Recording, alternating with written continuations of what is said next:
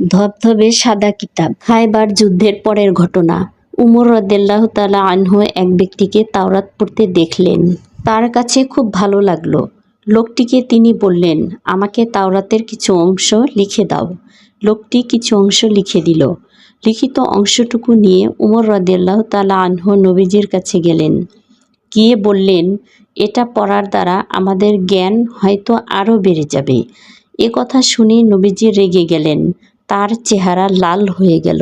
নবী সাল্লাল্লাহু আলাইহি ওয়াসাল্লাম বললেন, আমাকে চূড়ান্ত কিতাব দেওয়া হয়েছে। পূর্বের সব কিতাবের সারমর্ম এখানে রয়েছে, আর তা সংক্ষিপ্ত আকারে দেওয়া হয়েছে। আমি তোমাদের কাছে কুরআন এনেছি, সেটা এনেছি সুস্পষ্ট ও ধবধবে আকারে। উমর রাদিয়াল্লাহু তাআলা আনহু একথা বুঝতে পারলেন।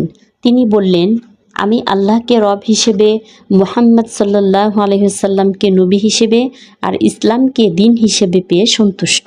তারপর তাওরাতের লিখিত অংশটুকু নষ্ট করে ফেললেন।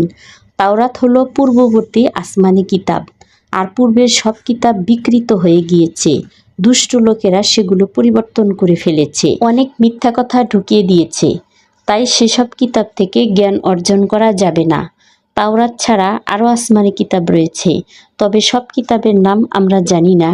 আমরা কেবল প্রধান 4টি কিতাবের নাম জানি: তাওরাত, জাবুর, ইনজিল, কুরআন। তাওরাত অবতীর্ণ হয় মুসা আলাইহিস সালামের উপর, জাবুর অবতীর্ণ হয় দাউদ আলাইহিস সালামের উপর, ইনজিল অবতীর্ণ হয় ঈসা আলাইহিস সালামের উপর, কুরআন অবতীর্ণ হয় মুহাম্মদ সাল্লাল্লাহু আলাইহি ওয়াসাল্লামের উপর। আরও অনেক আসমানি কিতাব আছে, সেগুলোকে বলে সহিফা। বন্ধুরা, কুরআনের আগে যত কিতাব এসেছে সবগুলোকে আমরা বিশ্বাস করি। এটা আমাদের ঈমানি দায়িত্ব, কিন্তু সেগুলো পরিবর্তন হয়ে গিয়েছে। একমাত্র কুরআন মাজিদের কোনো পরিবর্তন হয়নি।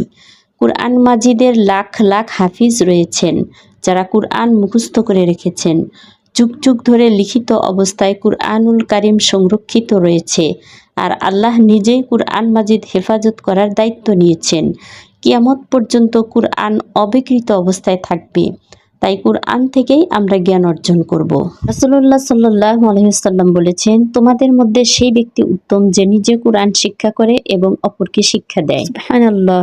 রাসূলুল্লাহ সাল্লাল্লাহু আলাইহি ওয়াসাল্লাম আরও বলেছেন, যে ব্যক্তি কুরআনের একটি অক্ষর পাঠ করে সে একটি নেকি পায়, আর একটি নেকি 10 গুণ বাড়িয়ে দেওয়া হয়। সুবহানাল্লাহ। তিনি আরও বলেছেন, তোমরা কুরআন পাঠ করো।